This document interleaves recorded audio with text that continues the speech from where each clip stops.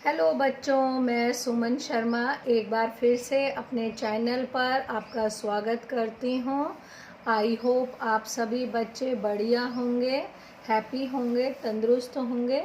तो बच्चों, आज मैं आपको कक्षा 6 अमूली पुस्तक से पाठ 9 विशेषण कराने जा रही हूँ। आई होप आप उसे ध्यान से सुनेंगे। जैसा कि चित्र दिखाई दे रहा है और चित्र के माध्यम से विहान चाचा जी, यह तालाब गहरा है।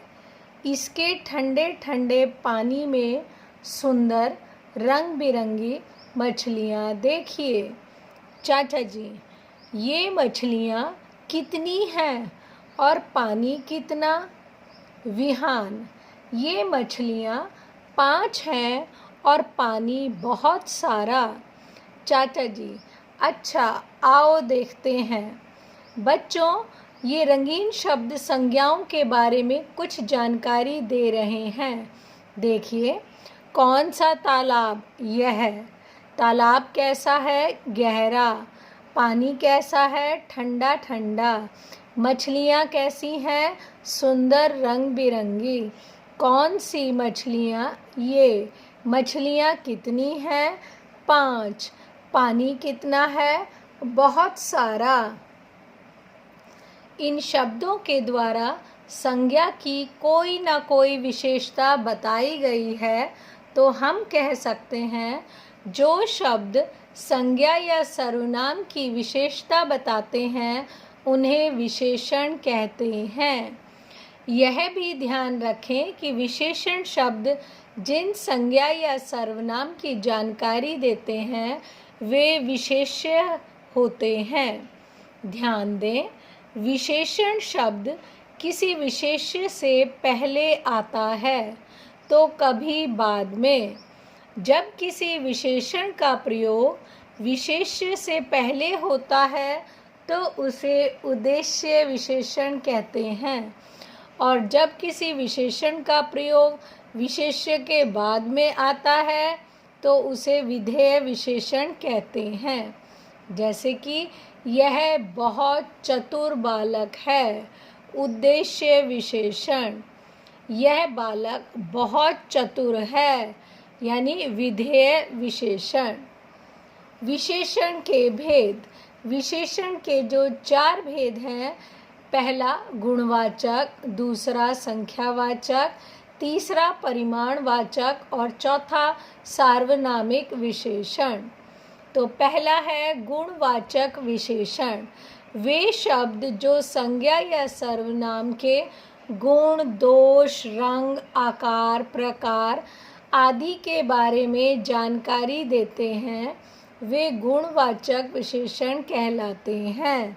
जैसे कि चित्र में हरा तोता लाल अनार खा रहा है। दादी बोली, मूर्ख लड़के, खट्टी इमली मत खा, मीठा आम खा। यहाँ रंगीन पद हरा, लाल, मूर्ख, खट्टी, मीठा शब्द संज्ञा शब्दों के गुण या दोष के विषय में बता रहे हैं, अतः यह गुणवाचक विशेषण है। अन्य उदाहरण, मेरी दादी जी दयालु हैं। हमें बीमार लोगों की सेवा करनी चाहिए। उस चौकोर बक्से में क्या रखा है? इस संग्रहालय में प्राचीन मूर्तियां रखी हुई हैं। तो आपने देखा बच्चों, जहाँ गुण, दोष, रंग, आकार के बारे में जानकारी मिलती है उसे गुणवाचक विशेषण कहते हैं। अगला है संख्यावाचक विशेषण। संज्ञा या सर्वनाम की संख्या का ज्ञान कराने वाले शब्द संख्यावाचक विशेषण होते हैं। एक बच्चा 5 मुर्गियों के पीछे भाग रहा है। 12 लड़के क्रिकेट खेल रहे हैं। इन वाक्यों में 1, 5, 12 शब्द संख्यावाचक विशेषण हैं। अन्य उदाहरण देखिए, आज बरसात के कारण कक्षा में 10 विद्यार्थी ही आए। बाजार में 5 गमले खरीद लाओ। उस कमरे में अनेक कुर्सियां हैं। शाम को गली में कई लोग खड़े थे। संख्यावाचक विशेषण के दो भेद होते हैं, निश्चित संख्यावाचक और अनिश्चित संख्यावाचक विशेषण। निश्चित संख्यावाचक विशेषण क्या होता है? जो विशेषण शब्द निश्चित संख्या का बोध कराए उन्हें निश्चित वाचक संख्या विशेषण कहते हैं। जैसे मेरे पास पुस्तकालय की 2 पुस्तकें हैं, राघव के पास 3 कार्टून सीडी हैं, सप्ताह में 7 दिन होते हैं। अगला है अनिश्चित संख्यावाचक विशेषण। जिन विशेषण से संख्या का बोध हो तो हो पर निश्चित संख्या का बोध ना हो, उसे अनिश्चित संख्यावाचक विशेषण कहते हैं। उनके अस्तबल में कुछ घोड़े हैं, आज सब लड़कों को काम ना करने के कारण सजा मिली, मेरे लिए बगीचे से कुछ फूल ला दो। यानी यहाँ पर संख्या तो है पर वो निश्चित नहीं है, फिक्स नहीं है, इसलिए ये अनिश्चित वाचक संख्यावाचक विशेषण है। अगला तीसरा है परिमाणवाचक विशेषण। जिन विशेषण शब्दों से किसी वस्तु की मात्रा या नाप तोल का बोध होता है उन्हें परिमाणवाचक विशेषण कहते हैं। तुम 2 लीटर दूध ले आओ, थोड़ी सी मिठाई खा लीजिए। यहाँ 2 लीटर, थोड़ी सी शब्द नापतोल और मात्रा का बोध करा रहे हैं, अतः परिमाणवाचक विशेषण हैं। मुझे 2 किलो टमाटर दे दीजिए। पिताजी के कुर्ते में 5 मीटर कपड़ा लगता है। भैया मेरे लिए बाजार से थोड़े फल लाए, बाढ़ के कारण खेतों में बहुत पानी भर जाता है। परिमाणवाचक के 2 भेद हैं, निश्चित परिमाणवाचक और अनिश्चित परिमाणवाचक। तो अगला है निश्चित परिमाण। इसमें क्या होता है? जिन विशेषण शब्दों से किसी वस्तु की निश्चित मात्रा या नापतोल का बोध होता है वे निश्चित परिमाणवाचक विशेषण कहलाते हैं। ओम की शर्ट के लिए 2 मीटर कपड़ा लाना। आप पहले 5 किलो सेब तोल लीजिए। मामा जी दिवाली पर 4 किलो मिठाई लाए। तो यहाँ पे क्या है? निश्चित परिमाण बता रहे हैं। अगला अनिश्चित। जिन विशेषण शब्दों से किसी वस्तु की निश्चित मात्रा या नापतोल का बोध ना हो। मेरी चाय में थोड़ी चीनी और डाल दो। तुम बहुत कम दूध पीती हो, थोड़ा सा पानी दीजिए। विशेष। अनिश्चित संख्यावाचक और अनिश्चित परिमाणवाचक शब्द एक से होते हैं, तो इसकी पहचान कैसे हो? बात सरल सी है। जिस विशेषण की गिनती की जा सके वो संख्यावाचक विशेषण है, जिसका मापतोल किया जाए वो परिमाणवाचक विशेषण है। जैसे कुछ फूल, कई व्यक्ति, कम रुपए यानी अनिश्चित संख्यावाचक। थोड़ा दूध, बहुत खाना, कम चावल अनिश्चित परिमाणवाचक। अगला है चौथा सार्वनामिक विशेषण। जिन सर्वनाम शब्दों का प्रयोग संज्ञा के स्थान पर ना होकर संज्ञा के पहले उनके विशेषण के रूप में होता है उन्हें सार्वनामिक विशेषण या संकेतवाचक विशेषण कहते हैं।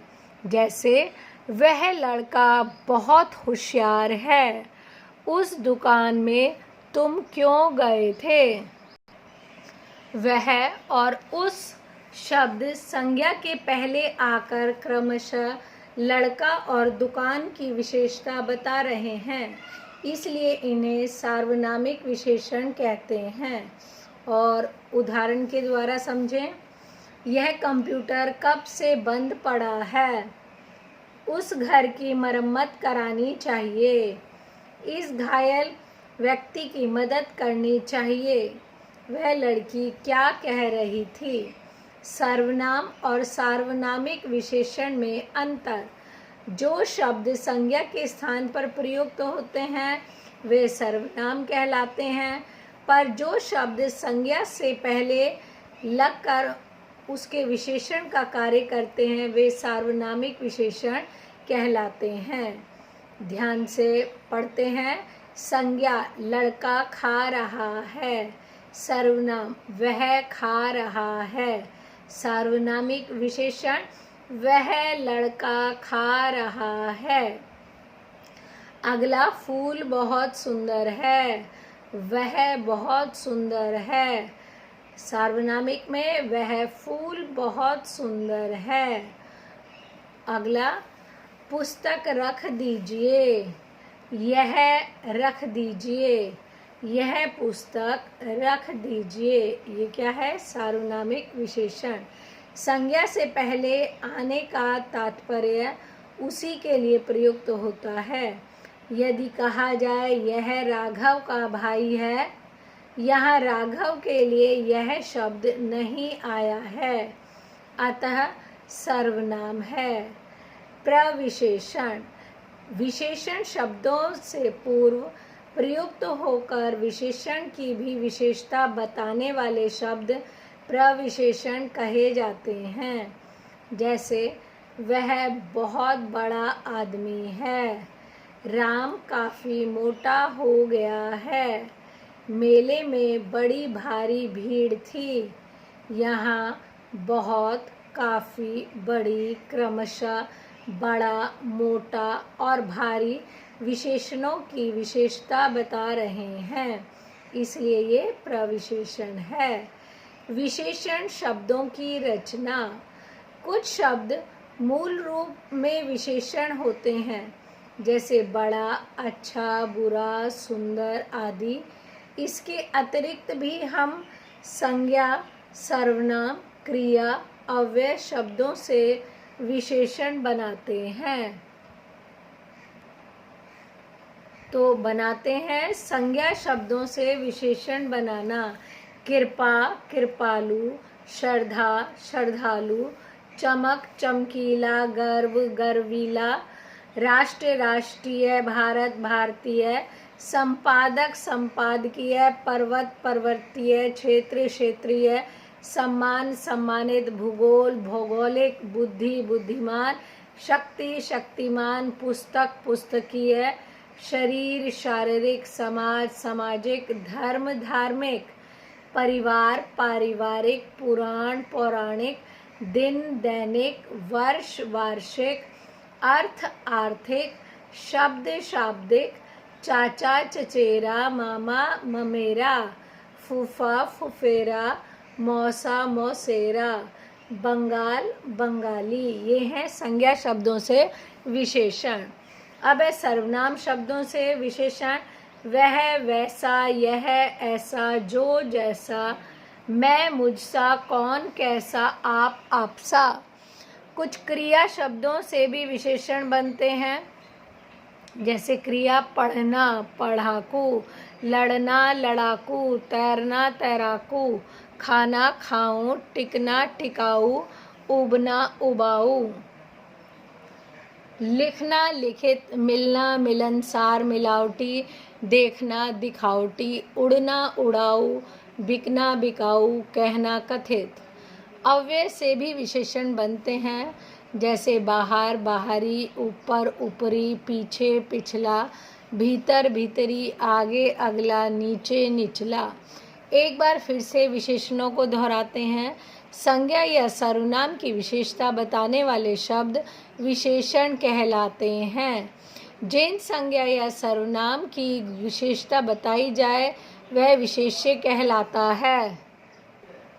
विशेषण के भेद: गुणवाचक, संख्यावाचक, परिमाणवाचक, सार्वनामिक। संख्यावाचक विशेषण के दो भेद हैं, निश्चय संख्यावाचक और अनिश्चय संख्यावाचक। परिमाणवाचक विशेषण के भी दो भेद हैं, निश्चय परिमाणवाचक और अनिश्चय परिमाणवाचक। आई होप बच्चों विशेषण चैप्टर आपको अच्छे से समझ में आया होगा। एक बार आप इसे फिर से ध्यान से पढ़ें और समझें। आई होप आपको अच्छे से समझ में आ जाएगा। Okay, bye, take care.